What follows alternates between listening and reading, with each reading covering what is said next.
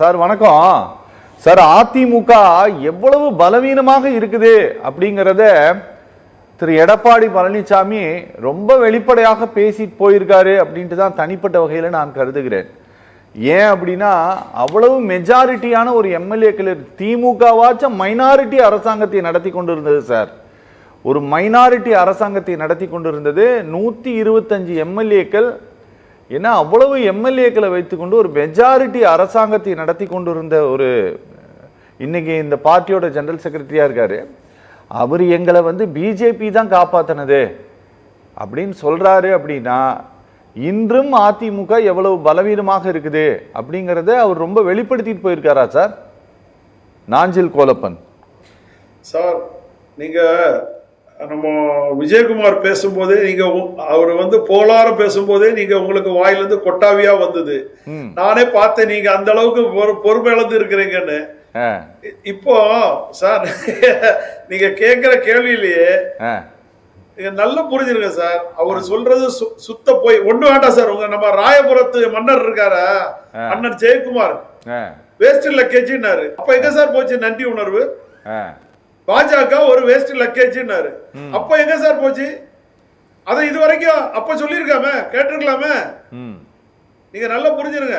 அதாவது அந்தந்த நேரத்தில் சிவி சண்முகம் பப்ளிக்ல பேசுறாரு, பாஜக கூட ஒட்டு கிடையாது ஒரு கிடையாது. ஏன் இவரே எஸ்டிபியோட மாநாடுல மதுரையில பேசுனதை எடுத்து பாருங்க சார். 2024 மோடி வேண்டாம், ராகுல் காந்திக்கு ஆதரவு கொடுப்போம் மறைமுக கூட்டணியோட அந்த பாஜகவோட எதிர்ப்பு தான் சார் இவருக்கு 19% ஓட்டே கிடைச்சது. அந்த இரட்டைலை சின்னம் கொடி எல்லாத்தையும் வச்சு 19% ஓட்டு கிடைச்சது. பாஜகவோட எதிர்ப்புங்கிறது தெரியாம அவர் பேசிட்டு இருக்காரு. அதனால இவர் பேச்ச ஏதாவது ஒரு ஏட்டுல கூட எழுத முடியாது. நீங்க குடிக்கிற தண்ணியில வேணா எழுதலாம் சார். அதனால இவரை கடந்து போகணும், இந்த கழகத்தை காப்பாற்றணும், தொண்டர்கள் ஒருங்கிணையணும். இதுதான் எங்களுடைய கோரிக்கை எண்ணமும். இவரை போய் பொதுச் செயலாளர் ஆக்கி வச்சது பாஜக தான், அது உங்களுக்கு தெரியும். இடைக்கால பொதுச் செயலாளர் ஈரோடு கிழக்கு தொகுதியில நீங்க கொடுங்க. அதுக்கு அவரை ஒவ்வொரு வழக்குல கொண்டு வந்தது, இடையூட்டு மனுக்கள் எல்லாமே பாஜக. ஏன்னு கேட்டா இவர் தான் பாஜகவோட சரியான அடிமை.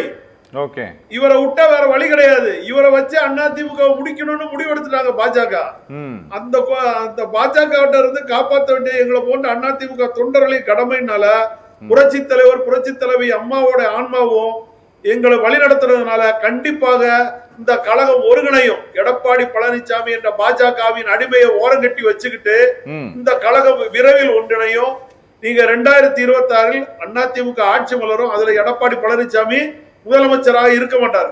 ஒருவேளை நீங்க சொல்லலாம் பாஜக நன்றி கடனாக இப்ப அமித்ஷா பார்க்க போயிருக்காரு, ஒருவேளை அண்ணாமலைய முதல்வர் ஆக்குறதுக்கு நன்றி கடனா கொடுப்பாருன்னு கூட நினைக்கலாம். உழைக்கிறதுக்கு தயாரா இருக்கிறதுக்காக அமித்ஷா போய் பார்த்து வாக்குமூலம் கொடுத்துட்டு வர போயிருப்பாரா இருக்கும்.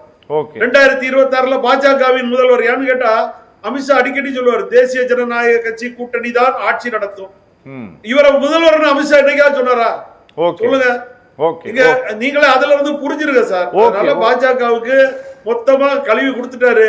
அதிமுக தொண்டர்கள் இனிமேலாவது உணர்வோட ஒன்றிணையணுங்கிறது என்னோட அன்பான வேண்டுகோள். ஓகே.